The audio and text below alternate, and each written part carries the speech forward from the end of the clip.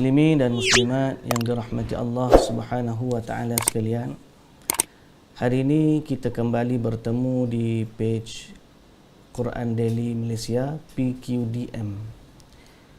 Menyambung bicara kita tentang kitab Syu'abil Iman atau Mukhtasar Syu'abil Iman yang diterjemahkan di bawah tajuk 77 cabang iman menurut Al-Quran dan juga As-Sunnah.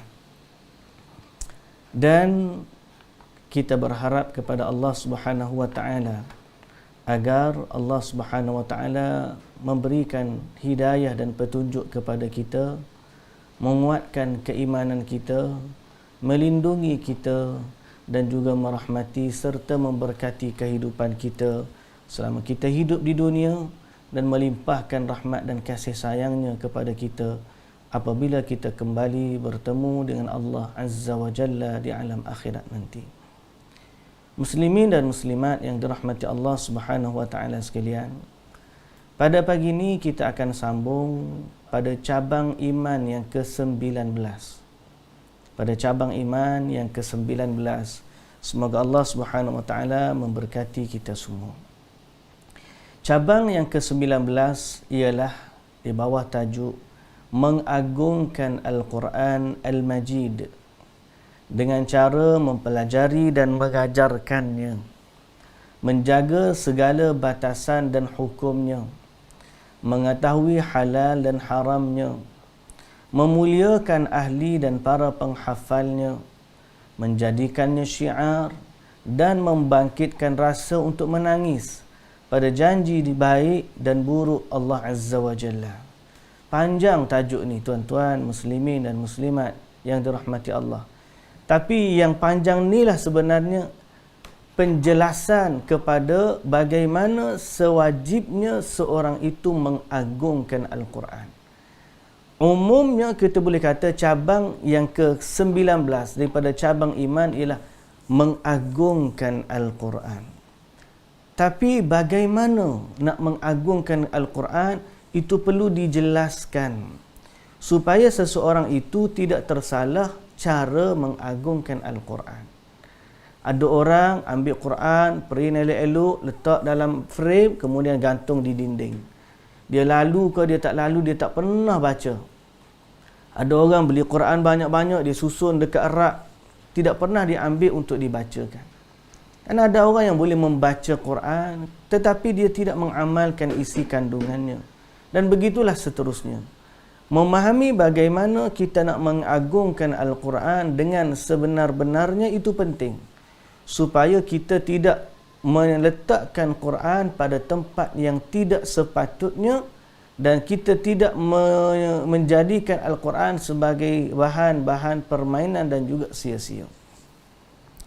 Jadi dalam tajuk ini, pengarang kita telah menjelaskan bagaimana sifat mengagungkan Al-Quran. So kita akan baca dulu huraian tajuk ni dan kemudian kita akan hurai pula Al-Quran dan juga hadis yang ada berkaitan dengan bab. Pertama dia sebut mengagungkan Al-Quranul Majid dengan cara mempelajarinya dan mengajarkannya. Quran, cara yang sebenar mengagungkan dia ialah dengan belajar Quran. Jangan jadikan Quran sekadar tangkal dan azimat.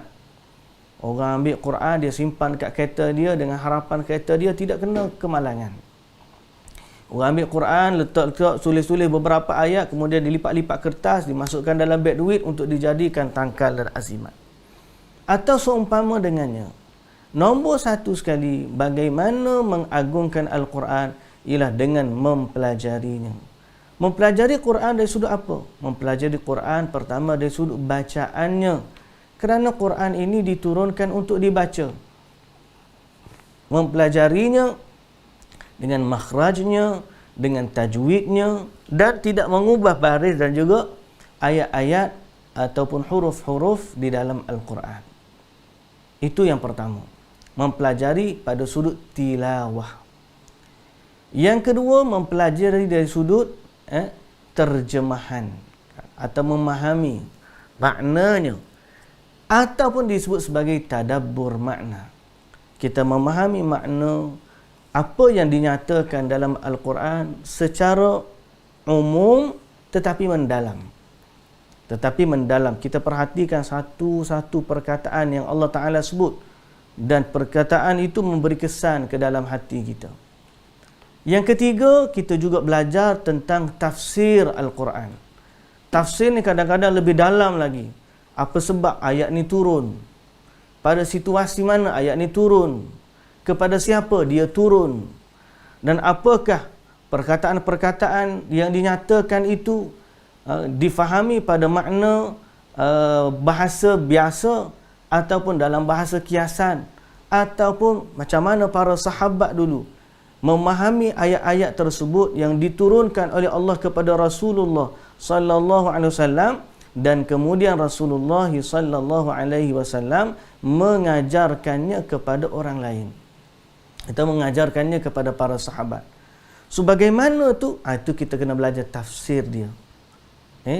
Keluar daripada tu kita akan mengeluarkan hukum hakam Al-Quran, teks-teks keimanan dalam Al-Quran, soal akidah dalam Al-Quran, tentang syurga, tentang neraka, tentang hari kiamat, tentang kehidupan di dunia, tentang berbuat baik kepada ibu bapa, dan semua hukum hakam tu setelah kita belajar tafsir, kita keluar dengan natijah-natijah sebegitu. Jadi ini antara cara kita belajar Al-Quran. Kemudian mengajarkannya. Jadi kalau orang nak memuliakan Quran, belajar. Nak memuliakan Quran, belajar. Belajar macam mana? Kita dah sebut tadi. Yang kedua, mengajarkannya. Mengajarkannya ni maksud apa? Apa yang kita tahu dari Al-Quran, kita ajar kepada orang lain. Kita tahu bacaan Quran, kita ajar bacaan Quran. Kita ajar muqaddam, kita ajar iqra, kita ajar baca Quran. Kita jadikan guru, kita jadi guru Quran. Kita hafalkan budak dengan Al-Quran dan seumpama dengannya. Okay? Kemudian kita ajar tadabbur. Kita ajar tafsir bagi mereka yang mampu. Dan begitulah. Belajar dan mengajarkannya. Seterusnya dalam mengagungkan Quran ialah menjaga segala batasan dan hukumnya. Setelah kita belajar, kita faham, lalu kita jaga segala batasan yang Allah Ta'ala letak, jangan kita langgar. Dan hukum-hukum Al-Quran, dari hukum yang 5, macam mana Allah Ta'ala sebut, begitulah kita faham dan begitulah kita taat kepada perintahnya. Seterusnya, mengetahui halal dan haramnya. Dalam Quran ada yang cerita tentang halal, dalam Quran ada cerita yang tentang haram. Maka apa yang dihalalkan Quran, kita ambil. Apa yang diharamkan Quran, kita tinggal. Ini antara ciri-ciri orang yang memuliakan Al-Quran, mengagungkan Al-Quran. Tak cukup lagi dengan tu. Kalau dia rasa Al-Quran tu mulia, siapa-siapa yang bawa Al-Quran kepada dia, dia akan muliakan orang tersebut. Siapa-siapa yang bawa kepada dia Al-Quran yang mulia, maka dia akan memuliakan orang tersebut. Orang tu Al-Hafiz, orang tu belajar mengajar tafsir, orang tu belajar tadabbur dan mengajarkannya, maka dia memuliakan ahli Quran. Dia memuliakan ahli Quran. Ini antara ciri-ciri keimanan yang ada dalam hati seorang manusia. Jangan kita tertipu dengan penampilan. Ada ahli Quran, dia tidak menampilkan dan menonjolkan diri sebagai orang yang gah di sudut masyarakat. Tapi Al-Quran dia Masya Allah. Dia jaga Quran dan Allah jaga dia. Masya Allah, Masya Allah. Jadi kita bila jumpa orang-orang macam ni, kita muliakan dia. Saya teringat waktu dalam peristiwa ataupun program Quran Hafiz Indonesia. Seorang kanak-kanak Musa daripada Indonesia, budak kecil umur 5 tahun. Yang juri ni hafiz Quran yang hebat. Apabila dia menang, datang juri-juri yang hebat cium kepala si anak ini. Kerana apa? Kerana dia rasa mulianya anak ini apabila dia membawa Al-Quran. Lalu mereka mengucupnya kerana kemuliaan Al-Quran yang ada. Jadi kita mesti jelas siapa yang kita nak muliakan, biar ada kaitan dengan Al-Quran. Jangan pula kita tertipu dengan penampilan sehingga kita mencela ahli Quran. Orang tu hafiz Quran, orang tu mengajar Quran, orang tu faham Quran. Kita cela dia. Sebaliknya kita sayang dan kita puja orang-orang yang tidak ada kaitan dengan Quran. Orang yang lawan Quran, orang yang meninggalkan Al-Quran, orang yang beramal dengan petunjuk-petunjuk selain dari Al-Quran. Jangan gitu, jangan begitu. Biarlah kita jelas, kita benar mencintai Allah, kita benar mencintai Al-Quran, dan kita mencintai orang-orang yang membawa Al-Quran. Kerana mereka itu ahlullah, orang-orang yang dekat dengan Allah. Mereka di dalam diri mereka adanya kalam-kalam Allah Azza wa Jalla. Mereka faham, mereka tahu hukumnya, mereka tahu makna kalimahnya, dan akhirnya mereka mengamalkannya. Ini dia ahli Quran. Maka antara cara mengagungkan Quran ialah memuliakan ahli Quran. Ini memuliakan ahli Quran. Di zaman kita ni orang tak tengok dah kepada inti. Hanya orang ni melihat kepada penampilan. Inti dia merapu pun tak apa, menipu pun tak apa, baca Quran salah pun tak apa. Yang penting dia gang kita, maka kita layan. Sebaliknya kalau dia tu penampilannya okey, dia hafil Quran, dia faham Quran, bahasa Arab pun okey, ngajar tadabbur, ngajar tafsir, tapi bila kita tidak gang dengan dia, kita kutuk dan kita caci habis-habisan. Maka itu sebenarnya kita ada sedikit dalam hati kita rasa tidak endah kepada Quran. Beginilah, walaupun andai kata ada orang yang kita tak suka, ada orang yang kita tak puas hati, tapi selama dia ada sesuatu yang Allah suruh kita muliakan dia, kita muliakan dia kerana Allah. Kita muliakan dia kerana Allah, kerana dia ada Al-Quran. Sebab tu saya pesan kepada semua sahabat-sahabat, bila kita jumpa dengan ahli Quran, muliakanlah dia. Walaupun mereka ni budak kecil yang baru hafal Quran 5 juzuk, walaupun mereka baru hafal Quran 10 juzuk, muliakanlah dia selama mana dia tidak terlibat dengan perkara-perkara yang mendatangkan kemurkaan Allah Subhanahu Wa Taala. Andai kata dia datang dengan perkara-perkara yang mendatangkan kemurkaan Allah, kita tegur dia, kita pimpin dia, kita tuntun dia kepada jalan yang benar. Dan kita tidak membencinya secara 100% kerana dia mungkin tersilap pada sesuatu atau dua perkara, dan Al-Quran masih lagi bersama dengan dia. Jadi mudah-mudahan kita jadi orang sebegitu. Cukup dah lagi? Taklah cukup lagi. Mengagungkan Quran ni, memuliakan ahli dan para penghafalnya, menjadikan Al-Quran itu syiar. Syiar dalam kehidupan kita. Apa-apa Quran, apa-apa Quran, apa-apa Quran. Pasal apa? Sebab kita dah jadikan Quran sebagai panji kita, syiar kita. Yang kita nak buat dalam kehidupan kita, biarlah terpandu dengan Al-Quranul Karim. Ini antara perkara memuliakan Quran. Dan kemudian bukan setakat itu, orang yang dah memuliakan Quran, Quran tu akan meresap dalam diri dia, sehingga bila dia sampai kepada ayat-ayat yang membawa janji manis dari Allah Ta'ala, janji baik daripada Allah Ta'ala, dia menangis kerana terharu. Dan bila sampai kepada janji buruk Allah Ta'ala, dia menangis kerana takut dan bimbang. Ini orang yang hatinya hidup dengan Quran. Jadi mudah-mudahan muslimin dan muslimat yang dirahmati Allah, Allah merezekikan keimanan sebegini dalam hati kita. Allah merezekikan keimanan sebegini dalam hati kita. Bila kita dengar Quran, hati kita jadi lembut, hati kita jadi takut, kita rasa lebih tunduk, kita rasa lebih dekat dengan Allah Subhanahu Wa Taala. Kerana kalam Allah adalah kerana Al-Quran adalah kalam Allah Azza wa Jalla. Sehingga kita rasa seronok bila baca Quran. Tapi gitulah, ujian senantiasa datang. Semoga Allah Subhanahu Wa Taala memberkati kita. Baik, kita masuk kepada penjelasan dan huraian. Kenapa mengagungkan Quran termasuk dari cabang iman? Jawapannya, kerana Al-Quran adalah kalam Allah. Dan termasuk dalam keimanan kepada Allah ialah mengagungkan kalam Allah Azza wa Jalla. Dan itulah Al-Quran. Muslimin dan muslimat yang dirahmati Allah Subhanahu Wa Taala, tentang betapa agungnya Quran, Allah Subhanahu Wa Taala kata, "Lau anzalna hadzal Qur'ana 'ala jabal." Kalaulah kami turunkan Quran ini ke atas sebuah gunung, la ra'aitahu khashi'an mutasaddi'a, nescaya kamu akan melihat gunung itu tunduk dan pecah. Kenapa tunduk dan pecah? Mutasaddi'an min khasyatillah, kerana takut kepada Allah. Gunung ni makhluk Allah yang antara yang paling hebatlah di bumi. Dia yang memasak bumi. Dia ni besarlah ciptaan Allah dengan gunung. Tapi gunung pun tunduk kepada Allah Azza wa Jalla. Quran kata, kalau dibacakan, kalau diturunkan Quran ni ke atas gunung, la ra'aitahu khashi'an mutasaddian. Kamu akan melihat dia tunduk dan berkecai. Berkecai kerana takutkan kepada Allah Azza wa Jalla. Dan ini menunjukkan apa, tuan-tuan? Menunjukkan agungnya Al-Quran. Menunjukkan agungnya Al-Quran. Sebab tu ahli Quran, orang sunnah, orang belajar ilmu yang benar, dia akan mendahulukan Al-Quran daripada segala-galanya. Kerana Al-Quran adalah kalam Allah.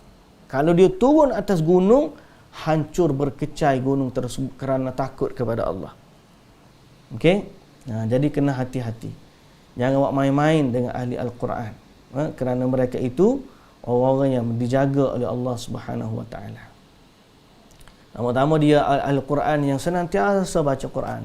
Sebab tu kita ni, tuan-tuan muslimin dan muslimat yang dirahmati Allah, cara agungkan Quran kena senantiasa baca Quran. Jangan sekadar Quran tu jadi perhiasan kita. Okey? Ataupun kita baca waktu-waktu kita sakit saja, tak. Jadilah Quran tu wirid harian kita. Cuma nak istiqamah tu payahlah. Saya pun akui juga benda tersebut, bukanlah kita ni orang yang hebat lah dari sudut tu. Ramai lagi orang yang baik dan hebat yang boleh istiqamah dalam baca Quran, mempelajarinya, mengajarkannya. Ramai lagi orang-orang yang hebat begitu, masya-Allah. Mudah-mudahan Allah Subhanahu Wa Taala merezekikan kepada kita sifat-sifat sebegitu dalam Al-Quran, dengan Al-Quran. Kerana dia agung. Kalau turun kat gunung, pecah berkecai. Tiba-tiba dalam hati kita, boleh simpan duduk dalam hati kita. Apa jadi? Dia akan memberikan cahaya yang terang benderang. Memberikan sebagaimana Nabi SAW kata, antaj'alal Qur'anal 'azima rabi'a qulubina, ya Allah, jadikanlah Al-Quran itu taman di hati kami, wa nura sudurina, cahaya di dada kami, wa jalaa'a ahzanina, dan penghapus kesedihan kami, wa dhahaba humumina wa ghumumina, dan penghilang kepada kedukaan dan kegelisahan kami. Quran, gitu sifat dia. Nabi minta pada Allah supaya dia jadi cahaya di hati kita, taman di hati kita, dan cahaya di dalam dada kita. Mudah-mudahan begitulah muslimin dan muslimat yang dirahmati Allah. Allah Subhanahu Wa Taala juga berfirman, innahu laqur'anun karim fi kitabim maknun la yamassuhu illal mutahharun tanzilun min rabbil alamin. Sesungguhnya itulah Al-Quran yang mulia. Itulah Al-Quran yang mulia, yang senantiasa memberi ajaran dan pimpinan, yang tersimpan dalam kitab yang cukup terpelihara, yang tidak disentuh melainkan oleh golongan yang diakui bersih suci. Al-Quran itu diturunkan dari Allah, Tuhan sekalian alam. Jadi ini Quran. Quran datang daripada siapa? Datang daripada Allah. Terpelihara dia dan tidak disentuh melainkan golongan yang diakui suci dan bersih. La yamassu illal mutahharun. Dan agungnya dia kerana dia datang, sumber dia ialah dari Allah, Tuhan pemilik sekalian alam. Jadi ini Quran. Tuan-tuan yang dirahmati Allah, saya yakin di page PQDM kita dah banyak aktiviti dengan Al-Quran. Alhamdulillah, dengan tadabburnya, dengan bahasa Arabnya, dengan sesi-sesi tazkirahnya. Masya Allah, Masya Allah dan Masya Allah. Kekalkan momentum dengan Quran. Berilah masa untuk Al-Quran. Mudah-mudahan Allah memberkati kita. Okay? Dalam satu ayat yang lain, Allah Subhanahu Wa Taala kata, walau anna Qur'anan suyirat bihil jibal aw qutti'at bihil ardu aw kullima bihil mauta bal lillahil amru jami'a. Maksudnya, kalaulah ada bacaan kitab suci yang dengannya gunung-gunung terbongkar dari tempatnya dan dengannya bumi dipecah belah mengeluarkan isi kandungannya dan kerananya orang yang mati dapat berkata-kata, bahkan segala urusan tertentu bagi Allah. Faham tak ayat ni? Kalaulah Quran itu boleh mengalihkan gunung-gunung dari tempatnya, kalaulah Quran itu boleh menyebabkan bumi dipecah belah sehingga terkeluar isinya, kalaulah Quran itu boleh menghidupkan orang mati yang dapat berkata-kata, kalaulah berlaku macam tu, apa dia? Kalau kita rujuk tafsir, panjang perbahasan dia. Okey, kerana kalau ni mesti ada jawapan dia. Kalaulah Quran begini, nescaya begini. Dia kena ada jawapan dia. Apa sebenarnya jawapan dia dan apa sebenarnya kisah di sebalik ni? Rupa-rupanya kalau kita rujuk tafsir, ayat ni adalah jawapan Allah Subhanahu Wa Taala kepada orang musyrikin sebenarnya. Orang musyrikin ni, okey. Orang musyrikin ni dia punya apa tu? Mana tadi?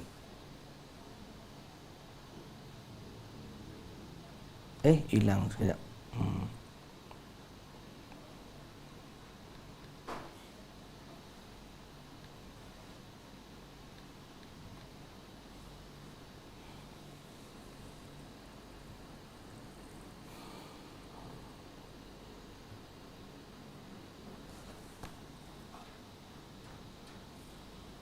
Sorry. Salah ayat pula dah. Okey.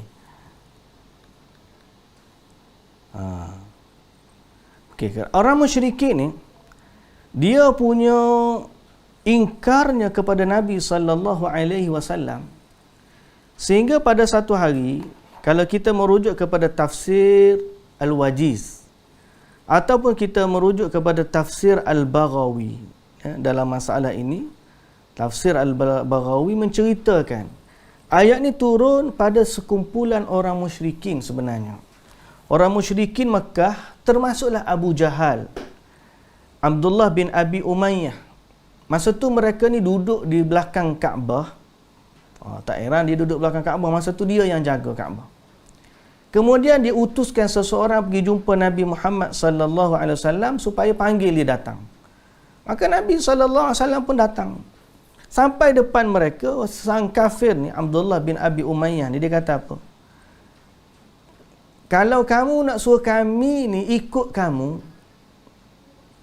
boleh. Dengan syarat, cuba kamu baca Quran kamu ni sehingga gunung-gunung ni beralih tempat. Berpindah. Kami nak bercucuk tanam dekat dengan Mekah ni. Kata dia. Sebab apa?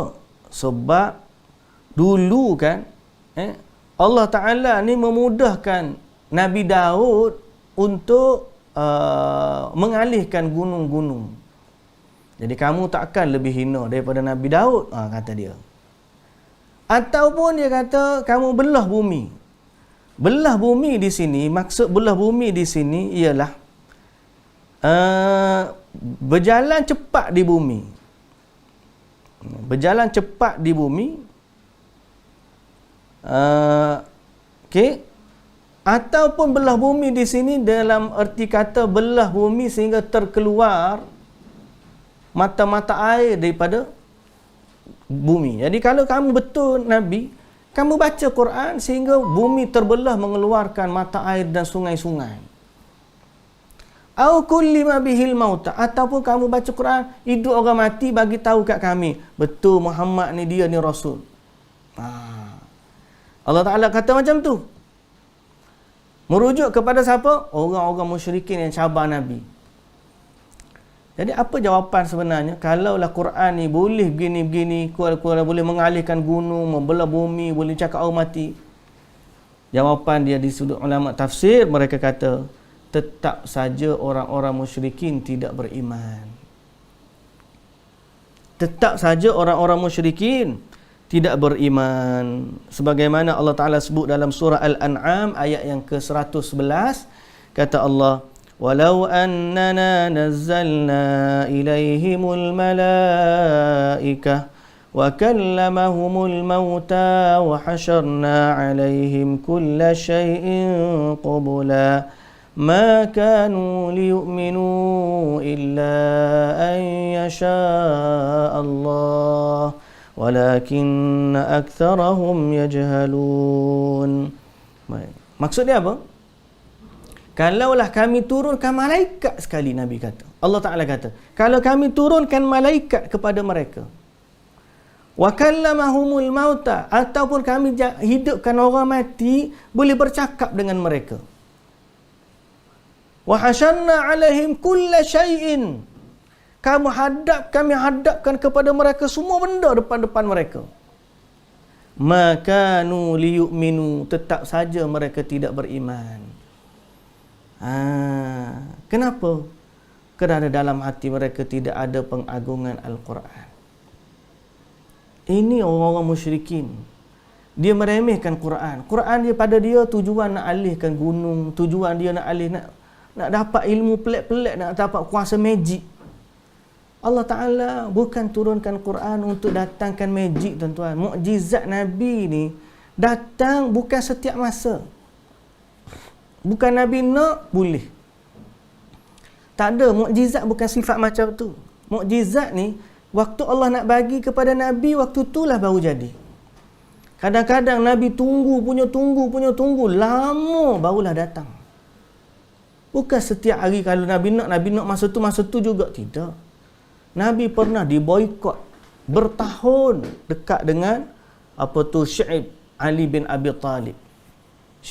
Ali bin Abi Talib dekat satu kaki bukit di Mekah, di pulau daripada golongan Quraisy, sehingga Nabi tak ada makanan, keluarga Nabi tak ada makanan.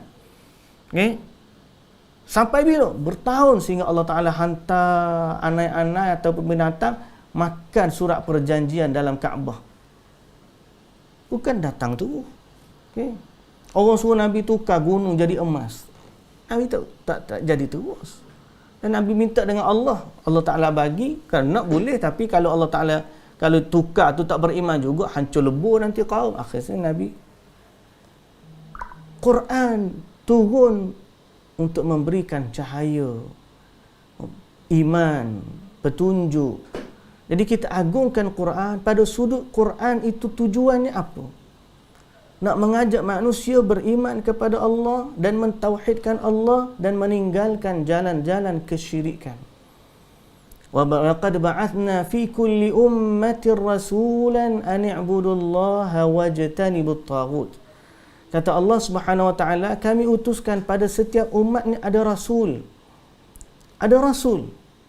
An i'budullah, tujuan dia supaya rasul itu mengajak manusia menyembah Allah, wajtanibut taghut, dan menjauhi perkara-perkara taghut. Okey, benar Quran itu ada mukjizat, ada kelebihan, ada kemuliaan, boleh menjadi penyembuh. Tapi tetap saja kita sebagai makhluk Allah bergantung kepada Allah Azza wa Jalla. Jangan kerana Quran ni kita guna dia untuk tujuan pelik-pelik semata-mata, tak. Lebih utama daripada itu ada ilmu, petunjuk yang dibawa oleh Al-Quran. Orang kafir dia kata apa?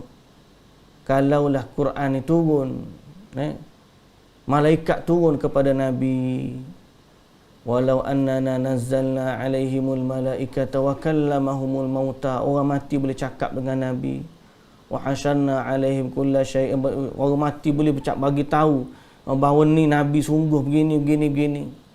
Maka liyu'minu, Allah Ta'ala kata tetap saja mereka tidak beriman. Samalah juga ayat ni. Kalau gunung pun teralih, kalau bumi pun terbelah, kalau mati pun hidup, tetap saja mereka tidak beriman, kata Allah. Okey, orang disebut dalam tafsir bahawa jawapannya tetap saja mereka tidak beriman. Balillahil amru jami'a, bahkan segala urusan ini tertentu milik Allah Azza wa Jalla.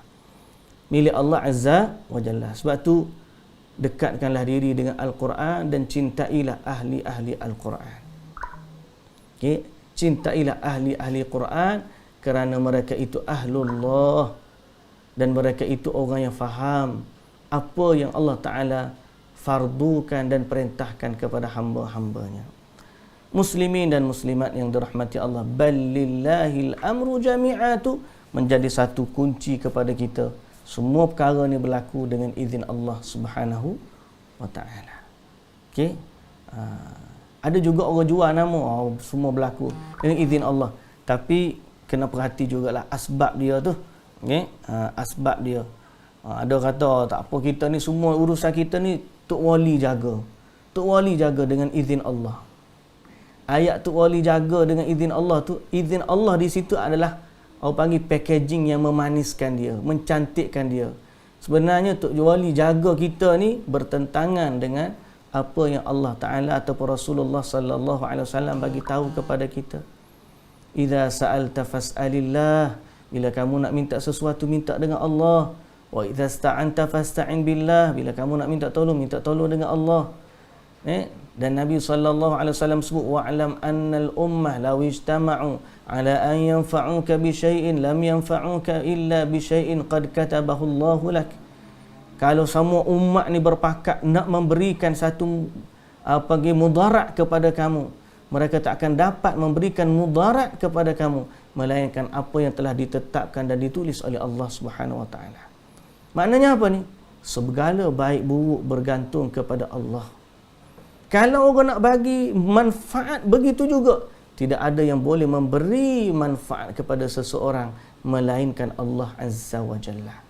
Kalaupun ada sebab, kita dah sebut sebelum ini daripada dalam pengajian akidah kita, sebab ni mesti dua. Sama ada sebab dari sudut syariat atau syarak agama, ataupun sebab dari sudut mazahir ataupun kejadian alam.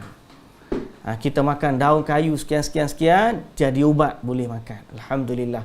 Makan vitamin jadi ubat, alhamdulillah, boleh. Ada sebab musabab, ada sebab dari sudut kejadian kauni, dia panggil kauni ni, ataupun saintifik. Secara saintifik orang tengok benda tu berlaku.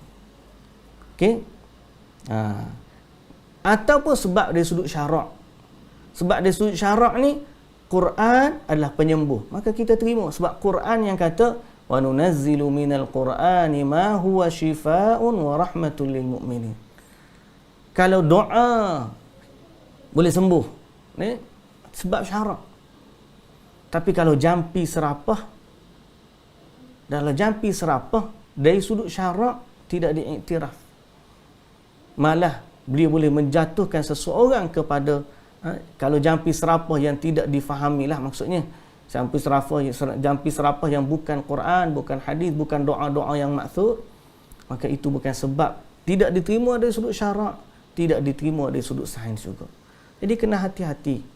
Bukanlah kita tak nak bagi berubat, bukanlah kita tak nak bagi buat benda-benda yang memberi kebaikan kepada masyarakat, tetapi jalan yang kita tempuh mesti berada dalam keredaan Allah Subhanahu wa taala. Okey, jalan yang kita tempuh mesti berada dalam ruang lingkup perkara yang diredai oleh Allah Subhanahu wa taala. Semoga Allah menjaga kita semua, muslimin dan muslimat yang dirahmati Allah Subhanahu wa taala sekalian. Baik, kita sambung.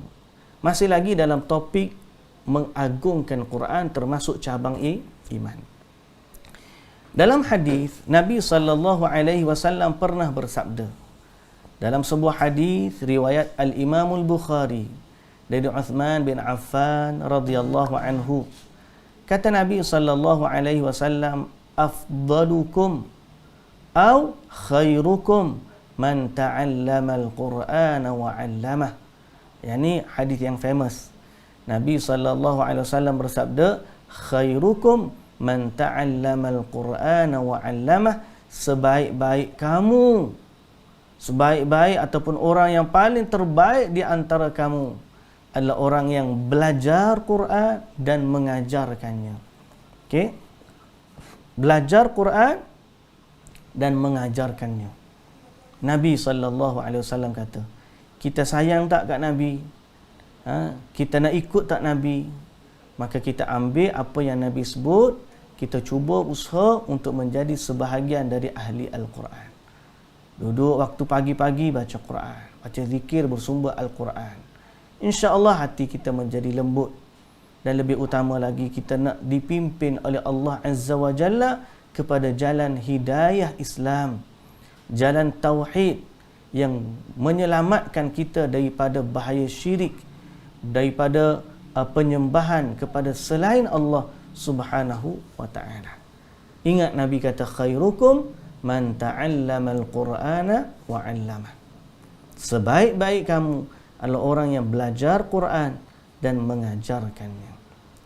Kemudian sabda Nabi sallallahu alaihi wasallam lagi dalam sebuah hadis riwayat Al-Imam Al-Bukhari dan Al-Imam Muslim dalam As-Sahihain dari Abi Musa Al-Ash'ari radhiyallahu anhu.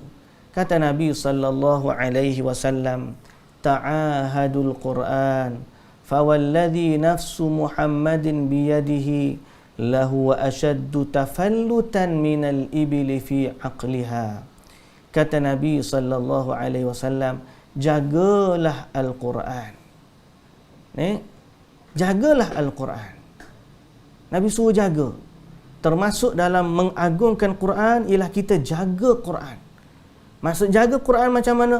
Kita hafal ayat dia, kita belajar dan kita senantiasa membacanya supaya dia kekal dalam ingatan kita. Ta'ahadul Quran. Jagalah Quran. Fawalladhi nafsu Muhammadin biyadihi, demi Allah atau demi Tuhan yang diri Muhammad berada di tangannya. Gitu perkataan Nabi sallallahu alaihi wasallam. Hanya Allah Taala yang tahu macam mana sifatnya yang sebenar. Ini kita baca sebagaimana Nabi bagi tahu. Kata Nabi sallallahu alaihi wasallam setelah bersumpah dengan Allah Azza wa Jalla yang nyawa Nabi sallallahu alaihi wasallam di tangannya, lahu wa ashaddu tafallutan, sesungguhnya Al-Quran itu lebih mudah terlepas berbanding unta dari ikatannya. Ini pesanan Nabi sallallahu alaihi wasallam kepada kita. Quran ni liar, unta ni liar. Unta ni liar. Jadi lagu bagaimana liarnya unta, liar lagi Al-Quran yang tidak dijaga. Jadi cepat sangat kalau kita jarang baca Quran, Quran tu akan hilang daripada kita, lari daripada kita. Jadi ini antara keagungan Quran, senantiasa ada wirid-wirid harian kita berkaitan dengan Al-Quran. Baca Quran lah satu juzuk satu hari, alhamdulillah, alhamdulillah, alhamdulillah. Baik, kemudian sabda Nabi sallallahu alaihi wasallam lagi dalam sebuah hadis yang diriwayatkan oleh Al-Imam Al-Bukhari dan juga Al-Imam Muslim dari Abdullah bin Umar radhiyallahu anhuma, semoga Allah meridai keduanya, la hasada illa fitnataini. Nabi kata tidak ada hasad melainkan dalam dua perkara. Rajulun atahu Allahu hadzal kitab faqama bihi ana al-laili wan nahar, wa rajulun atahu Allahu malan fahuwa yatasaddaqu bihi ana al-laili wan nahar. Tidak ada hasad melainkan pada dua perkara. Hasad ni tak baik sebenarnya. Hasad ni tak baik. Hasad ni biasa dengkilah kita kata. Cuma Nabi SAW pinjam bahasa ni nak suruh manusia tengok. Kalau biasanya orang hasad dia cemburu. Bila dia cemburu, dia berusaha. Apa dia usaha? Dia usaha nak dapat sama macam orang tu. Itu hasad. Jadi Nabi kata hasad ni sebenarnya tak baik. Tak boleh. Tidak ada hasad. Kita tak boleh cemburu kepada orang lain pada nikmat yang Allah bagi kepada dia. Tak boleh. Kecuali dalam dua perkara. Cemburu pada dua orang ni boleh. Pertama apa dia? Rajulun atahu Allahu hadzal kitab. Seorang lelaki yang Allah bagi kepadanya Al-Kitab ini, yakni Quran. Allah bagi kepadanya Quran, faqama bihi ana al-laili wan nahar, dia mendirikan Al-Quran itu pada malam dan siang. Qama bihi maknanya dia amalkan dan dia baca guna buat semayang. Ni, dia baca dan dia faham. Dia melaksanakan, menegakkan hukum-hukumnya. Qama bihi, malah dia ni qiyam, bangun malam baca Quran, bangun malam, siang hari baca Quran lagi. Jadi kita pun tengok orang, aku tak boleh, cemburu aku. Cemburu. Sepatutnya begitu Nabi kata. Benda lain tak boleh. Ahli Quran boleh. Jangan pula kita pergi kutuk, caci maki pula. Apa dia ni begini, caci maki. Padahal dia tak mengajar Quran. Dia tak mengajar orang ni benda-benda yang mendekatkan diri kepada Allah. Dia pergi caci maki pula, tak pasal-pasal kita ni. Patutnya mengagungkan ahli Quran, kita telah menghina ahli Quran. Sedangkan dia bawa Quran. Itu bahaya. Tak boleh. Sepatutnya kita ni bila orang tu ada Quran pada dia, kita rasa cemburu. Aku nak buat macam dia juga. Kita tengok budak-budak baca Quran, kita rasa, aku ni ya Allah, kenapalah tak boleh sampai macam dia orang. Tengok budak baca Quran, aku nak jadi juga. Kalau boleh hafal Quran 1 juzuk pun tak apa dah. Ulang, baca je ayat tu kalau boleh lah. Itulah maknanya. Tidak boleh cemburu melainkan pada dua. Nombor 1, apa dia? Lelaki yang Allah Ta'ala bagi kepadanya Al-Quran. Yang kedua, orang yang Allah bagi kepadanya harta. Bukan sekadar harta saja. Fahuwa yatasaddaqu bihi ana al-laili wan nahar, dan dia memberikan hartanya pada siang dan malam. Sedekah. Jadi kita bukan cemburu pada sedekah, pada harta dia, kita cemburu pada amalan sedekah dia. Kita ni kadang-kadang cemburu pada harta je. Alamak, dia ada kereta besar, aku nak juga. Dia ada rumah besar, tapi dia sedekah, kita tak nak sedekah. Pelik. Kita cemburu pada harta sahaja. Hak Nabi SAW sebut ni bukan cemburu pada harta tu, cemburu pada bolehnya seseorang itu berinfak dengan harta. Lalu kita nak, kalaulah aku ada duit macam dia, aku akan infak seperti mana dia. Cemburu pada amal yang tu dibenarkan. Cemburu pada amalan dia, itulah yang dibenarkan. Jadi Nabi SAW kata apa? Tidak ada cemburu, tidak ada hasad, tidak ada dengki, melainkan pada dua. Pertama, kita dengki dengan seorang lelaki yang ada Quran pada dia, dia boleh guna untuk salat malam dan juga siang. Kita pergi macam, ya Allahu Akbar, orang tu baca Quran, Allah sedapnya tengok dia baca. Aku kalau boleh nak baca macam tu juga, boleh buat semayang juga begitu.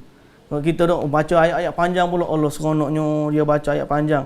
Aku nak tahu kuliah qul wallah alam nashrah jarang-jarang. Dan macam gitu, kita berasa cemburunya aku nak baca panjang macam dia. Ayat tu boleh dibenarkan dan memang digalakkan. Kita berlumba-lumba mencari kebaikan dalam urusan akhirat, dalam urusan Quran dan juga urusan infak. Berlumba-lumba. Tengok orang tu infak, aku nak infak juga, nak infak juga. Boleh. Ataupun kita tak boleh infak, kita cemburu saja, jealous. Aku ni ya Allah, kenapalah? Allah Ta'ala tak bagi rezeki kat aku. Kalau aku dapat rezeki banyaklah, aku akan infak seperti mana dia tu infak. Tu boleh. Mudah-mudahan hak tu pun diberi pahala dah lah, insya-Allah. Baik. Seterusnya, muslimin dan muslimat yang dirahmati Allah Subhanahu wa taala sekalian, dalam usaha mengagungkan Al-Quran, kita kena ingat bahawa siapa-siapa yang mengagungkan Quran, Allah Ta'ala akan memuliakan dia. Dan siapa-siapa yang menghinakan Al-Quran, Allah Azza wa Jalla akan menghinakan dia. Jadi Quran ni bukan sekadar bahan bacaan. Dia petunjuk, dialah hidayah, dan dialah juga yang mendatangkan kemuliaan dan juga kehinaan. Dari sudut apa? Dari sudut Allah menjadikan seseorang itu sebab, ataupun Quran itu menjadi sebab untuk kemuliaan sesuatu kaum ataupun kehinaan sesuatu kaum. Berdasarkan hadis Nabi sallallahu alaihi wasallam, innallaha yarfa'u bihadzal qur'ani aqwaman wa yadh'u bihi akharin. Jadi muslimin dan muslimat yang dirahmati Allah, Sesungguhnya kata Nabi, Allah mengangkat suatu golongan dengan kitab ini dan Allah menghina dengannya juga golongan yang lain. Jadi kita minta kepada Allah Subhanahu wa taala agar Allah Subhanahu wa taala memberikan kepada kita kesempatan untuk baca Quran, kekuatan untuk menjadi ahli Quran, dan kesedaran untuk memuliakan, mengagungkan Al-Quran dan juga ahli-ahli Al-Quran. Kerana dia termasuk daripada memuliakan Allah Subhanahu wa taala. Wa may yu'azzim sya'airallah fa innaha min taqwal qulub, kata Allah. Siapa-siapa yang mengagungkan syiar-syiar Allah, maka dia termasuk dari takwa yang ada di dalam hati. Kita muliakan mereka ini bukan kerana individu itu, bukan kerana dia fulan bin fulan, bukan kerana dia asal daripada negeri mana atau tempat mana, tidak. Memuliakan ahli Quran adalah kerana Al-Quran itu kalam Allah dan Al-Quran itu syiar Allah. Maka siapa yang mengagungkan syiar Allah, berarti dia telah mengagungkan Allah. Dan siapa yang mengagungkan Allah, Allah muliakan dia.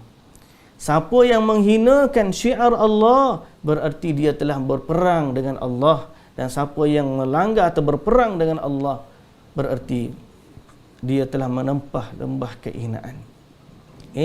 Kerana tidak ada orang pun, satu pun makhluk akan berjaya bila berhadapan dengan kemurkaan Allah Subhanahu wa taala. Jadilah orang yang memuliakan dan mengagungkan Quran, muslimin dan muslimat yang dirahmati Allah. Dekatkanlah diri dengan Quran, rajin-rajinlah baca Quran. Semoga Allah Subhanahu wa taala memberkati kita. Sekali lagi saya ucapkan terima kasih kepada pihak Quran Daily Malaysia PQDM di atas kesediaan mereka untuk mengumpulkan, usaha mereka mengumpulkan semua ahli-ahli mereka dalam grup WhatsApp, buat halaqah ilmu, talaqi dan tadabbur dan seumpama dengannya. Mudah-mudahan Allah Ta'ala memberkati kita semua dan memandu kita kepada apa yang Allah redha dan apa yang Allah Ta'ala suka. Dan andai kita tersalah, andai kata kita tersilap kerana kejahilan atau kegopohan kita, semoga Allah Ta'ala mengampuni dosa-dosa kita. Apa yang penting, kita berharap agar Allah matikan kita dengan husnul khatimah. Allah pertemukan kita dengan Nabi kita Muhammad sallallahu alaihi wasallam. Allah menjadikan Al-Quran sebagai pembela dan hujjah kita di hadapan Allah Subhanahu wa taala, dan akhirnya dengan syafaat Al-Quran, dengan syafaat Rasulullah sallallahu alaihi wasallam, dengan syafaat orang-orang saleh, dengan syafaat orang-orang yang dekat dengan Allah Subhanahu wa taala, kita memperoleh redha dari Allah untuk menerima syafaat itu, dan akhirnya bersama dengan orang-orang yang kita kasihi dalam Al-Quran. Dalam syurga nanti insya-Allah, termasuklah Al-Quran. Al-Quran akan datang sebagai peneman kita dalam kubur, dan dia yang menjadi hujjah bagi kita. Kita minta janganlah Quran tu jadi hujjah yang mendakwa kita. Biarlah hujjah yang membela kita. Macam mana dia nak jadi hujjah yang membela? Bila kita jaga dia dengan hak-hak dia. Macam mana dia nak jadi hujjah yang mendakwa kita? Bila kita abaikan Quran, kita tak jaga dia. Allahu Akbar. Semoga Allah Ta'ala mengampunkan dosa-dosa dan kekurangan kita, dan kembalikan kita kepada Al-Quran, dan kembalikan Al-Quran kepada kita untuk kita benar-benar menjadi ahli Al-Quran. InsyaAllah. Muslimin dan muslimat yang dirahmati Allah, itulah yang dapat saya sampaikan pada pagi ini. Satu saja cabang iman kita ambil, tapi oleh kerana cerita tentang Quran ni terlalu luas, terlalu banyak, terlalu indah, jadi mudah-mudahan walaupun satu poin, tapi di bawahnya huraian yang begitu banyak dan menyeluruh, boleh memuaskan kedahagaan kita terhadap ilmu ini, dan Allah menjaga kita semua. Sekali lagi, wallahu ta'ala alam. Subhanakallahumma wa bihamdika asyhadu an la ilaha illa anta astaghfiruka wa atubu ilaik. Aqulu qawli hadha wa astaghfirullahal azim li wa lakum. Wassalamualaikum warahmatullahi wabarakatuh.